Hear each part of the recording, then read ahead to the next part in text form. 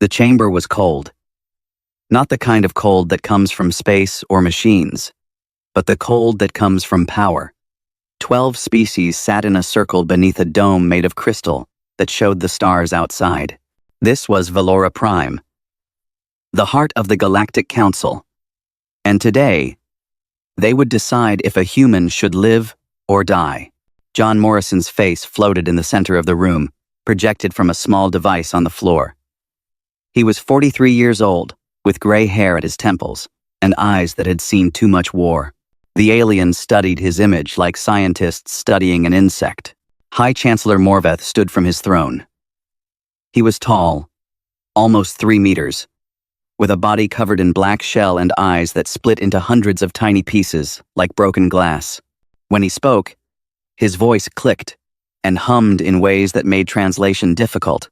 "This human has committed crimes against the Council," Morveth said. "He has stolen our secrets.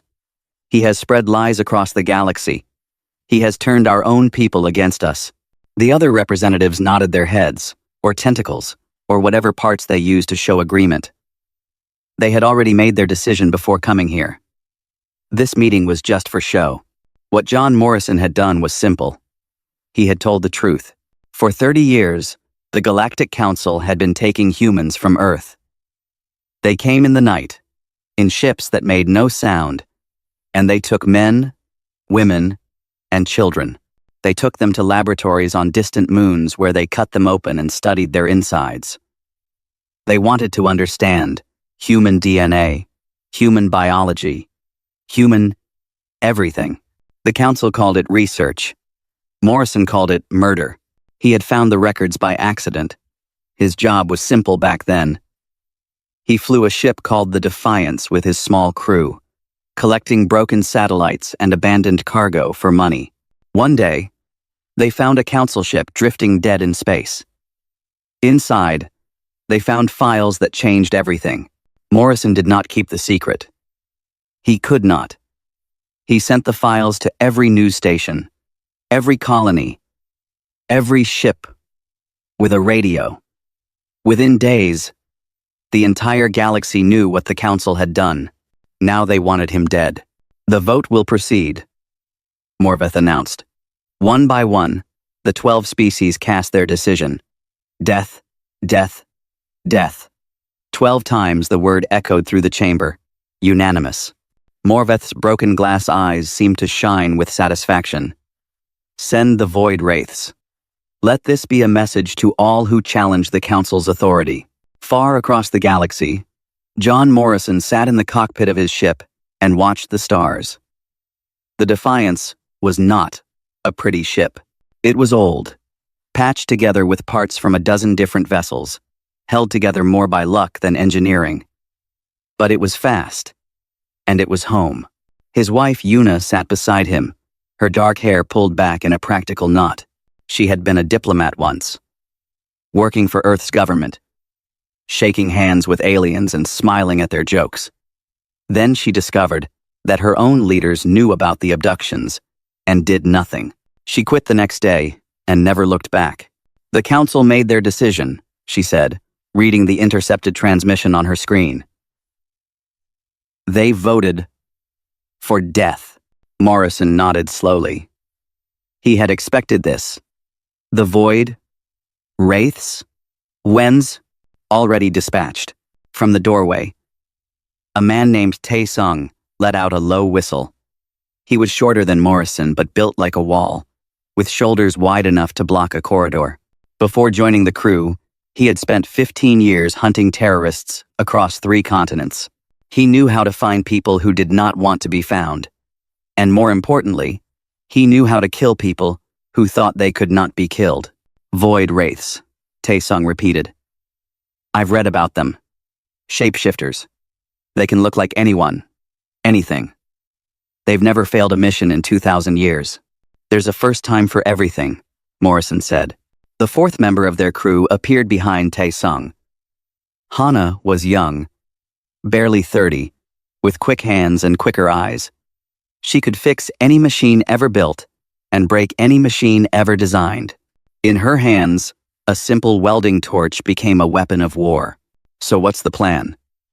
she asked. "Run? Hide? Find some dark corner of the galaxy and hope they forget about us?" Morrison turned his chair to face his crew. These three people had followed him into danger more times than he could count. They had trusted him with their lives, and he had never let them down. He would not start now. "The council thinks we're afraid," he said. "They think humans are weak, primitive, easy to kill. They've been taking our people for 30 years because they believed we would never fight back." He stood up and walked to the main screen, pulling up a map of human space. Colonies on Mars, Europa, Titan, and dozens of stations scattered through the outer systems. Millions of humans living under the shadow of the Council's power. "I'm not going to run," Morrison continued. "I'm not going to hide. The Council just declared war on humanity. They don't know it yet. But that's what they did, and we're going to show them why that was the worst mistake they ever made." Una stood beside him, her hand finding his. "The colonies will need to know. If we're going to fight, we need everyone." "Start sending messages," Morrison agreed. "Reach out to the military officers we can trust. Find the ships, the weapons, the people who are tired of living on their knees." Tae-sung cracked his knuckles, a sound like breaking wood. Morrison smiled, but there was no warmth in it. "Let them come. We'll be ready." The Defiance turned toward the Kestrel Nebula, a cloud of gas and dust that would hide them from sensors. There, they would wait. There, they would prepare. And when the Council's assassins arrived, they would learn a lesson that would echo across the stars. Humans were not victims. They were survivors. In the cold chamber on Valora Prime, High Chancellor Morveth returned to his throne, satisfied that the human problem would soon be solved. He had ruled the Council for 600 years, had crushed rebellions and silenced dissent, had watched species rise and fall like waves on a shore. One human with a stolen file was nothing. A pest. An irritation. He closed his compound eyes and dreamed of order restored. He did not know that across the galaxy, on 100 different worlds, humans were reading Morrison's message. He did not know that soldiers were checking their weapons, that pilots were fueling their ships, that ordinary people were whispering words they had never dared to speak before. He did not know that he had just awakened something ancient and terrible. He did not know that humanity was about to remind the galaxy why they should be feared. But he would learn. They all would. The void wraiths moved through space like ghosts. Their ship was black, so black that it seemed to swallow the light around it. Inside, 3 creatures prepared for the hunt. They had no true form. Their bodies were like water, able to change shape at will. They could become anyone, anything. A human, an alien, a piece of furniture, a shadow on the wall. For 2,000 years, they had served the Council as executioners, and they had never failed. The leader of this group was called the First. It had killed more targets than it could remember. Kings, generals, revolutionaries, all had fallen to its blade. As it studied the data on John Morrison, it felt something close to boredom. This would be easy. Humans were soft creatures, full of fear and weakness. "The target is hiding in the Kestrel Nebula," the First announced to its companions. "We approach silent, board their vessel, and eliminate everyone inside. Standard procedure." The other 2 wraiths rippled with anticipation. They enjoyed their work. The Defiance floated in the purple clouds of the nebula, its engines cold and quiet. To any scanner, it looked like just another piece of debris. Inside, John Morrison and his crew waited in darkness. Tae-sung had spent 3 days preparing the ship. He had studied everything known about the Void Wraiths, their abilities, their weaknesses, their methods. Most species had no defense against shapeshifters. But Tae-sung was not most species. "They'll come through the airlock," he explained, pointing at a blueprint of the ship. "What's the plan?" Hana asked. checking the plasma torch in her hands. We make the ship work against them. Narrow corridors, no room to move, EMP zones that disrupt their shape-shifting, crossfire positions where they can't escape. Tae-sung smiled grimly. We turn our home into a killing box. Morrison nodded his approval. Yuna and I will handle the backup plan. If anything goes wrong, we need to make sure the message keeps spreading. They took their positions and waited. Minutes passed. Then hours. The nebula clouds swirled outside like purple smoke, hiding secrets in their depths. Then the alarm beeped. Once.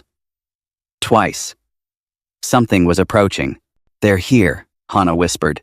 The void wraiths cut through the airlock with tools that made no sound. They poured into the ship like liquid darkness, their bodies shifting and flowing through the narrow opening. The first took the lead, its form solidifying into something that walked on two legs, with arms that ended in blades. The corridor ahead was empty, too empty. The first paused. Something felt wrong. The air tasted strange, electric, like a storm was coming. Before it could react, the lights died, and a pulse of electromagnetic energy ripped through the hallway. The first screamed. Its body, usually so fluid and controlled, locked in place. It could not shift, could not change, could not escape. For the first time in centuries, it was trapped in a single form. Gunfire erupted from both ends of the corridor. Tae-sung fired from the front, his bullets precise and deadly. Hana attacked from behind, her plasma torch cutting through the air with blinding light. The second wraith died instantly, its body torn apart before it could react. The third tried to flee, pressing itself against the wall, trying to melt into the metal. But the EMP had disabled its abilities. It was solid, vulnerable, mortal. Morrison appeared from a side door, moving with the speed and silence of a man who had spent his life in combat. He grabbed the third wraith by what passed for its throat and squeezed. The creature's eyes, if they could be called eyes, went wide with shock. "Tell your masters," Morrison growled, "that this is just the beginning." He snapped the wraith's neck with a single twist. The first watched in horror as its companions fell. It managed to break free from the EMP's effects, just long enough to shift into something small and fast. It ran, flowing through the ship like water through cracks, desperate to escape. It found a hole in the hull, a tiny gap that Hana had deliberately left open. A trap within a trap. The first did not care.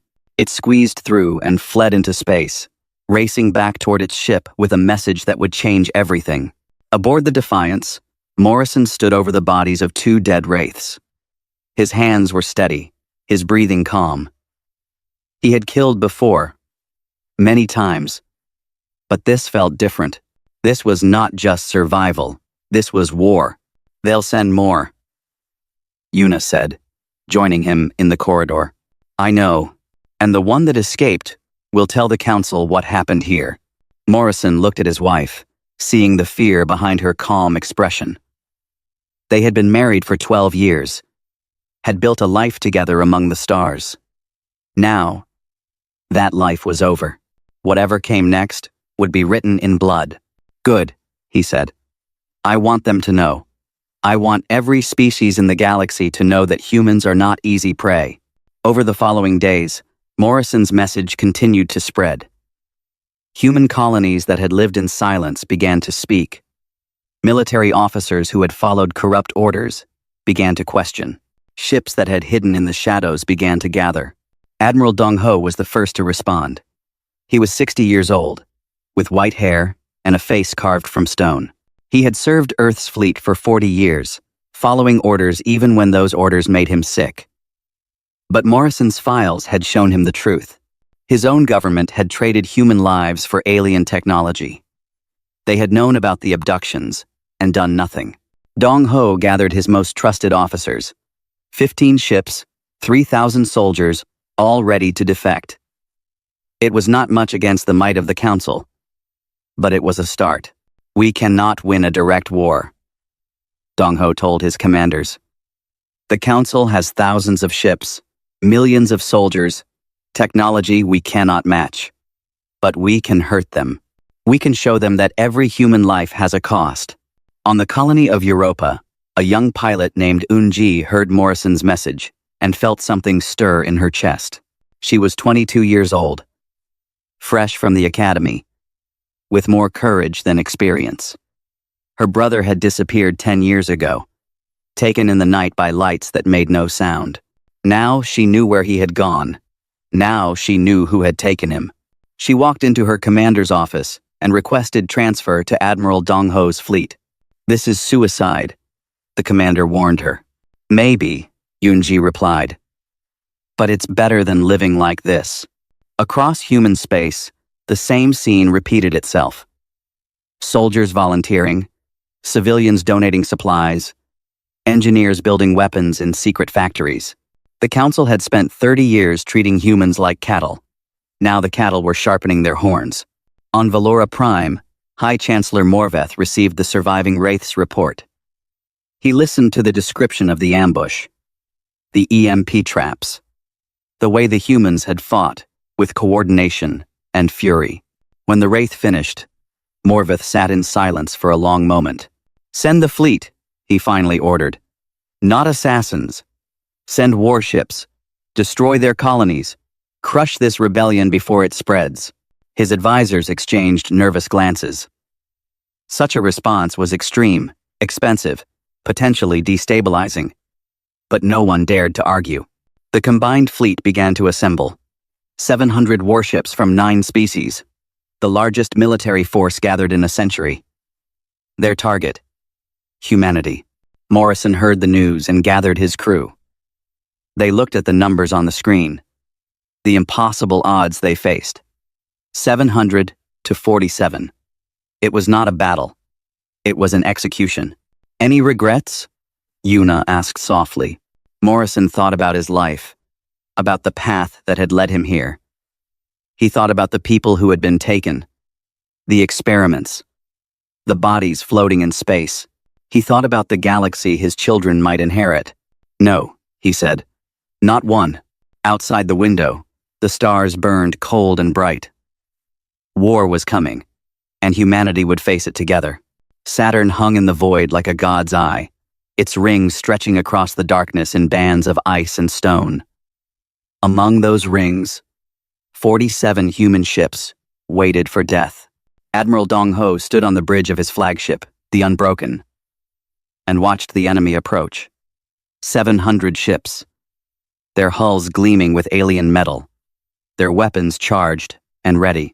The largest fleet the galaxy had seen in 1,000 years, all coming to destroy his people. "Sir," his communications officer said, voice trembling, "the Council fleet is hailing us. They demand our immediate surrender." Dong Ho was silent for a moment. He was old, tired, and he knew that most of his crew would not survive this day. But he also knew something the Council did not. He knew that humans did not surrender, not when their homes were threatened, not when their families were at stake, not ever. "Tell them," Dong Ho said slowly, "to come and take us." The Battle of Titan's Shadow began. The Council fleet advanced in perfect formation, their massive dreadnoughts leading the charge. Each dreadnought was the size of a small city, bristling with weapons that could crack moons. Against them, the human ships looked like insects, tiny and fragile. But insects could bite. Dong Ho had chosen this battlefield carefully. Saturn's rings were not just beautiful, they were dangerous. Billions of rocks ranging from pebbles to mountains floated in those bands, creating a maze that no sensor could fully map. The Council ships were designed for open space combat, for overwhelming force and superior firepower. They were not designed for this. "All ships, execute pattern Broken Arrow," Dong Ho commanded. The human fleet scattered into the rings like seeds in the wind. They ducked behind asteroids, wove between ice chunks, used every piece of debris as cover. The Council ships tried to follow, but their massive hulls could not navigate the narrow passages. They were forced to slow down, to spread out, to break their perfect formation. And then, the humans struck back. Small teams of soldiers in armored suits launched from the human ships, carrying explosives and cutting tools. They landed on the Council dreadnoughts like parasites, burning through hulls and planting charges on critical systems. One explosion disabled a shield generator. Another destroyed an engine. A third took out a weapons array. The Council commanders had never faced tactics like this. They had spent millennia fighting enemies who met them in open battle, ship against ship, fleet against fleet. They did not know how to fight shadows. Yoon-ji flew through the chaos in a fighter barely larger than a car. Her hands moved across the controls, with speed born from thousands of hours of simulation. She had been in the academy 6 months ago. Now she was fighting for the survival of her species. A Council interceptor appeared on her scanner, fast and deadly. She pulled her ship into a tight spin, using a spinning asteroid as cover. The interceptor followed, its pilot confident in their superior technology. That confidence killed them. Yoon-ji knew these rocks. She had spent weeks memorizing their patterns, their movements, the way they tumbled through space. She knew exactly where each one would be and when. The Council pilot did not. She led the interceptor through a gap that existed for exactly 3 seconds before 2 asteroids collided. The enemy ship made it halfway through before being crushed between them. One down, Yoon-ji muttered, already searching for her next target. The battle raged for hours. Human ships darted in and out of the rings, striking and retreating, never staying in one place long enough to be targeted. The Council fleet, designed for overwhelming force, found themselves fighting ghosts. But the Council had numbers, and numbers eventually told. One by one, human ships began to fall. The destroyer Courage took a direct hit from a plasma cannon and broke apart. The frigate Iron Will was surrounded and torn to pieces by concentrated fire. The cruiser Last Stand lived up to its name, holding position to cover the retreat of 3 damaged vessels before finally being destroyed. Dong-ho watched his fleet die and felt each loss like a wound. These were his people, his soldiers, his family, and he was sending them to their deaths. "Admiral," his tactical officer reported, "the Council flagship is advancing. They've identified our position." Dong-ho looked at the screen. The flagship was massive, a mountain of metal and weapons that could destroy his entire fleet alone. It was pushing through the rings, ignoring the smaller human ships, coming straight for him. "All ships," Dong-ho broadcast, "focus fire on the flagship. Everything we have." The human fleet responded. Missiles streaked through space. Lasers cut through the void. Every weapon humanity possessed was aimed at that single target. The flagship's shields flickered under the assault, weakened but not broken. It was not enough. Yoon-ji heard the order and made a decision. Her fighter was damaged. One engine failing. Weapons nearly empty. She could retreat. Find a safe place to hide. Survive another day. But her brother was dead. Taken by these creatures. Cut apart in their laboratories. Thrown away like garbage. And now, they were going to destroy her people, just like they had destroyed him. She opened a channel to Admiral Dong-ho. "Sir, this is Pilot Yoon-ji. I have a clear path to the flagship's bridge." There was silence on the other end. They both knew what she was saying. "Pilot Yoon-ji," Dong-ho said softly, "you don't have to do this." "Yes, sir, I do." She pushed her engines to maximum, her damaged fighter screaming through space toward the flagship. Council interceptors tried to stop her, but she was too fast, too determined. She wove through their fire like water through stones. The flagship's bridge loomed ahead, a tower of crystal and metal rising from the ship's hull. Inside, Council commanders coordinated the battle, confident in their coming victory. Yoon-ji broadcast one final message, sent to every ship in the system, every colony, every station, every human who could hear. "We do not kneel." Her fighter struck the bridge at full speed. The explosion tore through the flagship's command center, killing everyone inside. The massive ship, suddenly without guidance, began to drift. Its weapons fell silent. Its shields failed. The human fleet poured fire into the wounded giant until it broke apart. Across the battlefield, Council ships paused in shock. Their flagship was gone, destroyed by a single human pilot and a dying fighter. For a moment, no one moved. No one fired. No one breathed. Then, the human fleet cheered. When the Battle of Titan's Shadow ended, the Council had lost 112 ships. The humans had lost 19. It was not a victory in any traditional sense. The Council still had hundreds of ships, still had overwhelming force, still had every advantage. But something had changed. The Council had expected to crush humanity in hours.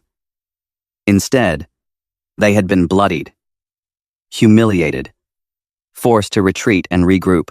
The galaxy watched the battle recordings and saw something they had not seen in 1,000 years. They saw the Council lose.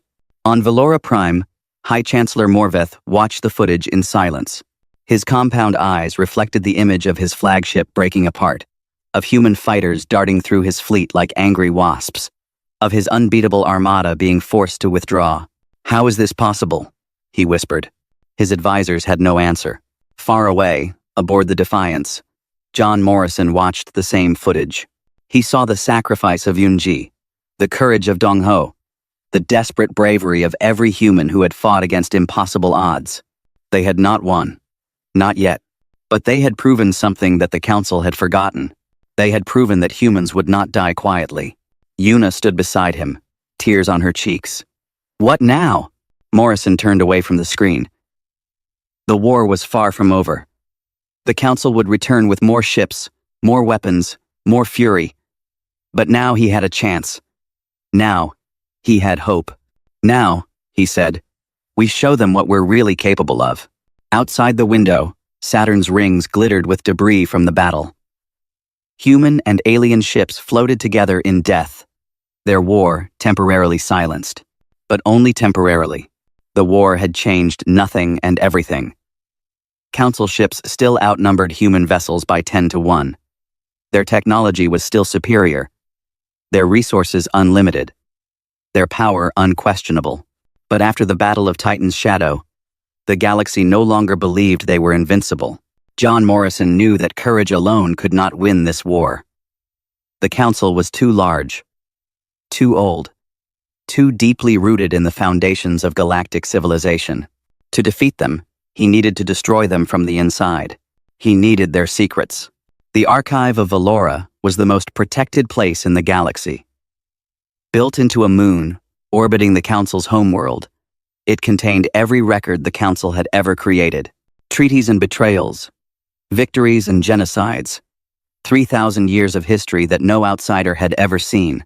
Morrison needed to get inside. "This is madness," Tae-sung said, studying the archive's defensive layout.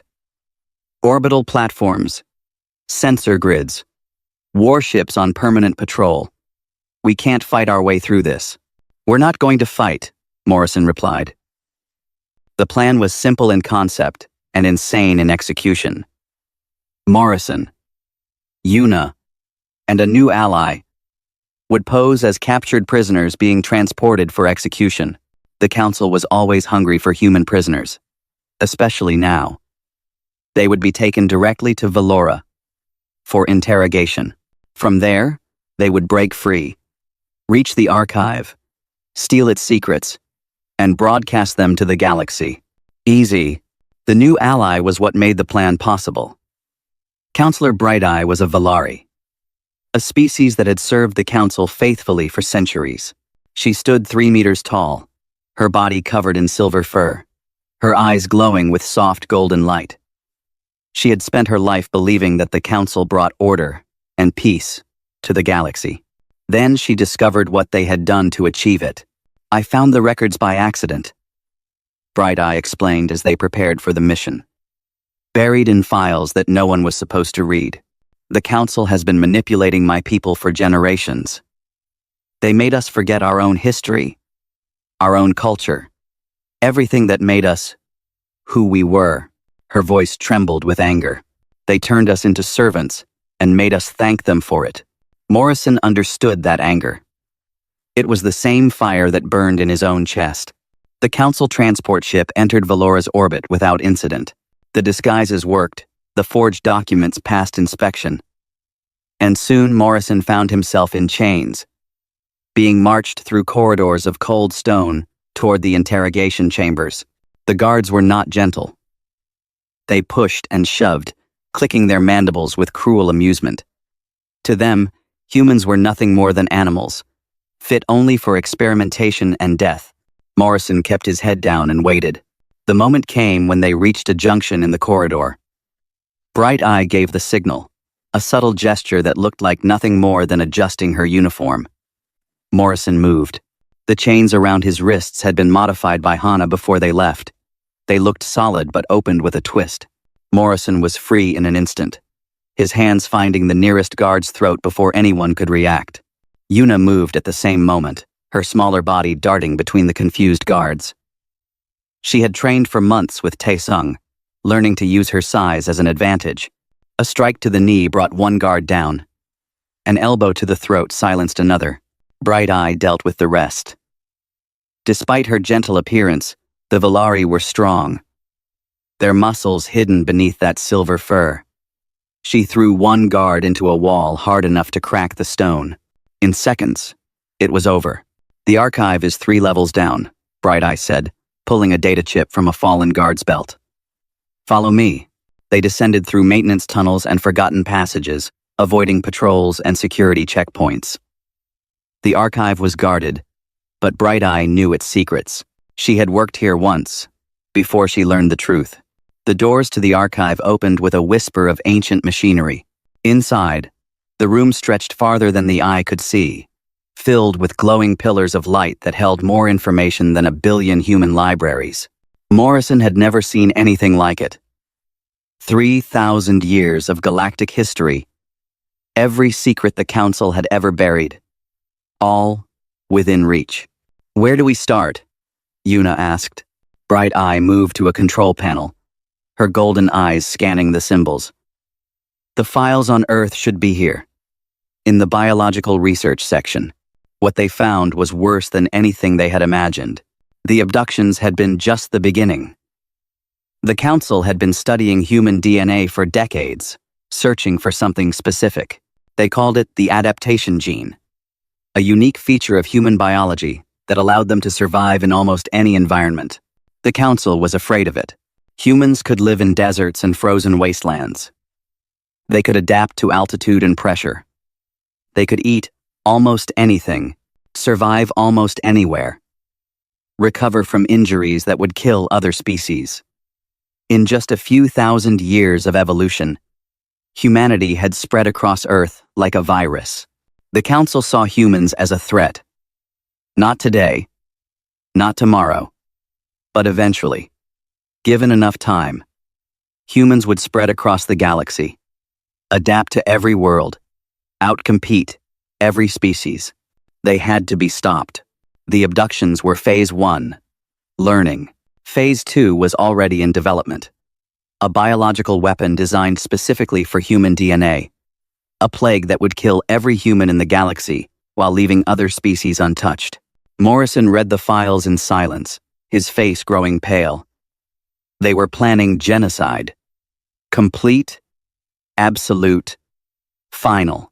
"There's more," Bright Eye said, pulling up another set of records. The records told the story of a species called the Ancestors. Like humans, they had been curious and adaptable, spreading across the stars with frightening speed. Like humans, they had threatened the Council's dominance. Unlike humans, they had been destroyed. The Council had hunted them down, world by world, colony by colony. They had burned their cities, poisoned their water, infected them with diseases. Within a century, not a single ancestor remained. Their language was forgotten, their culture erased, their very existence hidden from history. Humanity was next. "Send it," Morrison said, his voice steady despite the horror burning in his heart. "Send everything." Yuna activated the transmission array they had brought. a device that could broadcast directly to communication satellites across the galaxy. Every file, every record, every piece of evidence began flowing outward like water from a broken dam. Within minutes, the signal reached human colonies, then spread to alien worlds. Species that had trusted the Council for millennia began to see the truth. The Namari remembered their own history of oppression. The Pale Ones found records of treaties the Council had broken. The Veroth discovered that their representatives had been assassinated when they questioned Council policy. The reaction was immediate. 3 species withdrew from the Council alliance within hours. Civil unrest erupted on dozens of worlds. Council soldiers found themselves facing protests and riots from their own citizens. On Valora Prime, High Chancellor Morveth watched his empire crumble and felt something he had not felt in 600 years. Fear. He summoned his most trusted advisors to an emergency meeting. They debated, argued, blamed each other for the disaster. But Morveth had already made his decision. "Activate the Extinction Protocol," he ordered. The advisors fell silent. The Extinction Protocol was a weapon from ancient times. A network of platforms hidden in the void between stars. Each platform carried enough firepower to destroy a planet. They had never been used, never even been armed. Until now. Aim them at every human world. Morveth continued. Earth, Mars, Europa. All of them. If we cannot control humanity, we will end them. The order was given. Far away in the archive, an alarm began to sound. Bright Eye's face went pale as she read the alert on her screen. "Morrison," she whispered. "They're going to destroy Earth. They're going to destroy everything." Morrison looked at the screen, at the countdown timer that showed how long humanity had left to live. 48 hours. He turned to Yuna. Saw the fear in her eyes, the determination beneath it. They had expected retaliation. They had not expected this. "We need to move," Morrison said. "We need to stop those platforms." Yuna nodded, her hand finding his. Together, they ran from the archive, leaving behind the glowing pillars and their terrible secrets. Behind them, the galaxy was waking up to the truth. Ahead of them, the final battle waited. Humanity's survival hung in the balance, and the clock was ticking. The Extinction Protocol control station floated in the darkness between stars, far from any sun or planet. It was ancient, built in an age when the Council feared everything and trusted nothing. For 1,000 years, it had waited in silence. Now it was alive, its systems humming with deadly purpose. In less than 48 hours, it would fire beams of pure destruction at every human world, ending a species in a heartbeat. John Morrison stared at the station through the cockpit window of the Defiance. It was massive, a fortress of black metal covered in weapons and sensors.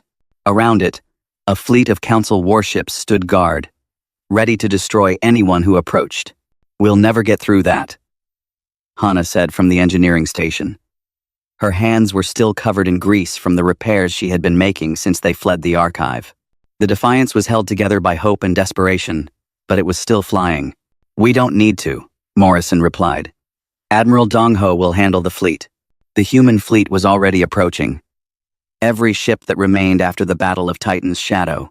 They had been joined by vessels from the rebel species, Nomari warships, and Valari cruisers, and Verath fighters. Together, they numbered almost 300 ships. It was still not enough to win, but it was enough to create a distraction. The battle began with a flash of light. Dong Ho led his fleet directly at the Council formation. Weapons firing, shields blazing. The Council ships responded with overwhelming force, filling space with plasma and missiles. But they were focused on the fleet. They did not notice the tiny ship slipping through the chaos toward the station. The Defiance found a gap in the defenses, a blind spot where sensors overlapped imperfectly. Hannah had identified it during their approach, a flaw in the station's ancient design that no one had thought to fix. 30 seconds to landing, Taesung announced. He had checked his weapons a dozen times, loaded and ready. Beside him, Yuna and Bright Eye prepared their own gear. Morrison stood at the airlock, waiting. This was it. Everything they had fought for, everyone they had lost. It all came down to this moment. The Defiance touched down on the station's hull with a gentle thud. Morrison activated the cutting torch and burned through the outer wall. Atmosphere rushed out, creating a cloud of white mist that hid their entry. Inside, the station was a maze of corridors and control rooms, staffed by Council soldiers and technicians. The team moved fast, guided by maps that Bright Eye had stolen from the archive. Every second counted. They encountered their first patrol in a junction between two corridors. 4 Council soldiers, armed and alert, spotted them and raised their weapons. Taesung was faster. His shots dropped 2 soldiers before they could fire. Hana threw a device that exploded with bright light, blinding the others. Morrison finished them with brutal efficiency. They kept moving. The deeper they went, the stronger the resistance became. Word had spread that intruders were inside, and soldiers poured through the corridors to stop them. Morrison's team fought through them all, leaving bodies behind like a trail of breadcrumbs. Taesung took a plasma bolt in the chest at the entrance to the control level. The shot punched through his armor and sent him spinning against the wall. Hana caught him before he fell, cradling his head in her lap. "Keep going," Taesung gasped, blood staining his lips. "Don't stop for me. Don't stop for me." Morrison knelt beside his friend, his brother in everything but blood. They had fought together for 15 years, saved each other's lives, more times than he could count. And now it was ending in a cold corridor on a station built for murder. "The control room," Taesung continued, his voice growing weaker. "Hana knows where to place the charges. You have to finish this." Morrison gripped his hand. "We will." Taesung's eyes grew distant. He whispered something too soft to hear. A name. A prayer. A memory. Then he was gone. There was no time for grief. Morrison stood, his face hard as stone, and led the remaining team forward. Hana wiped tears from her eyes but kept moving. The mission was not over. The control room doors were sealed with heavy blast shields, designed to resist any assault. Hana worked her magic, cutting through security systems and overriding locks while Yuna and Bright Eye held off waves of soldiers. Finally, the doors opened. Inside, High Chancellor Morveth waited for them. He stood at the center of the room, surrounded by guards, his compound eyes reflecting the glow of 100 screens. Each screen showed a different human world, their coordinates locked into the Extinction Protocol's targeting system. "You're too late," Morveth said, his voice clicking with satisfaction. "In 30 minutes, the protocol fires. Your species dies." Morrison stepped forward, his weapon raised. "Then I have 30 minutes to stop it. You cannot stop it. No one can. The system is automated. The target's locked. Nothing you do will change what is about to happen." Morveth gestured at the screens showing the battle outside. Dongho's fleet was being pushed back, ships exploding one by one. The Council's superior numbers were finally telling. "Your rebellion dies here," Morveth continued. "Your species dies here. And the galaxy will remember that no one challenges the Council and survives." Morrison looked at the screens, at the countdown timer showing 28 minutes. He looked at Yuna, saw her fear and her love and her trust. He looked at Hana, still grieving but still fighting. He looked at Bright Eye, an alien who had risked everything to stand beside them. Then he looked at Morveth. "You're right," Morrison said slowly. "Nothing I do will stop the protocol." He lowered his weapon. Morveth's compound eyes flickered with surprise. "You surrender?" "No." Morrison pulled a device from his pocket, a small cylinder covered in blinking lights. "I came to kill you." The rest was always Hana's job. Hana was already moving, running toward the reactor core at the back of the control room. She had been carrying the explosive charges since they landed, enough to destroy the entire station. While Morrison drew Morveth's attention, she placed them exactly where they needed to go. Morveth understood too late. He screamed an order, and his guards opened fire, but Morrison was already between them and Hana. He took the first shot in the shoulder, the second in the leg. He kept moving, kept fighting, his body protecting the engineer, who was their only hope. Yuna joined him, her smaller form darting between the guards, drawing their fire. Bright Eye charged with the fury of her people, scattering soldiers like leaves in a storm. Hana finished placing the last charge and activated the detonator. It's done. Morrison turned to his wife. Get them out. Use the emergency pods. Not without you, Yuna. He touched her face, memorizing every detail. Someone has to make sure these charges go off. Someone has to stay. Tears streamed down her cheeks. But she understood. She had always understood. I love you, she whispered. I know. He pushed her toward the emergency pods, toward escape, toward life. Bright Eye grabbed Yuna and pulled her away, knowing that every second counted. Hana followed, her heart breaking but her feet still moving. Morrison turned back to Morveth. The Chancellor had retreated to his command throne, desperately trying to override the explosives. You can't win, Morveth snarled. Even if you destroy this station, the Council will build another. We will hunt your species until the last human is dead. Morrison smiled. It was not a cruel smile, or a bitter one. It was the smile of a man who had made peace with his choices. Maybe, he said, but you won't be there to see it. He detonated the charges. The explosion tore through the control station like fire through paper. Systems collapsed. Reactors overloaded. The entire structure began to break apart. The extinction protocol platforms, suddenly without guidance, fired their weapons into empty space. Their targeting systems destroyed. Earth was saved. Humanity was saved. John Morrison was not. Outside, the battle paused as both fleets watched the station die.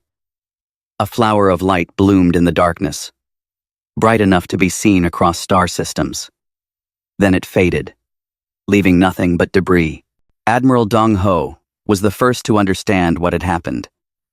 He opened a channel to every ship in the system, human and alien alike. The protocol is destroyed, he announced. The war is over, but the war was not over. It was just beginning. In the weeks that followed, the Galactic Council collapsed. Species that had served it for millennia broke away, forming new alliances and settling old grudges. High Chancellor Morveth was dead, and no one could agree on who should replace him. Into this chaos stepped the Free Worlds Coalition, led by species that had suffered under Council rule, and the humans who had shown them that change was possible. Admiral Dong Ho became the first human to sit on an interstellar governing council. On Earth's moon, they built a memorial for those who had fallen. Thousands of names were carved into black stone, including Taesung, Unji, and at the very center, John Morrison. Yuna stood before the memorial on a quiet evening, watching Earth rise over the lunar horizon. She carried a secret inside her, a life that Morrison would never know about. Their child, growing beneath her heart. Hana stood beside her, silent and supportive. The Council thought they could destroy us, Yuna said softly. They ordered one man's death because they feared what he represented. They learned too late that you cannot kill an idea. She touched her husband's name, feeling the cold stone beneath her fingers. You cannot execute hope, and you can never, ever underestimate humanity. Across the galaxy, species that had never heard of Earth began to learn its history. They learned about a small blue planet that had dared to challenge an empire. They learned about soldiers who fought against impossible odds and pilots who gave their lives for freedom. They learned about a man named John Morrison who had refused to stay silent, refused to submit. The Council had wanted to make an example of him. They succeeded. just not in the way they intended. Years later, when historians wrote about the fall of the Galactic Council and the rise of the Free Worlds Coalition, they would mark it all back to one moment. One decision. One death. They ordered John Morrison's death. They regretted it instantly, and the galaxy was never the same.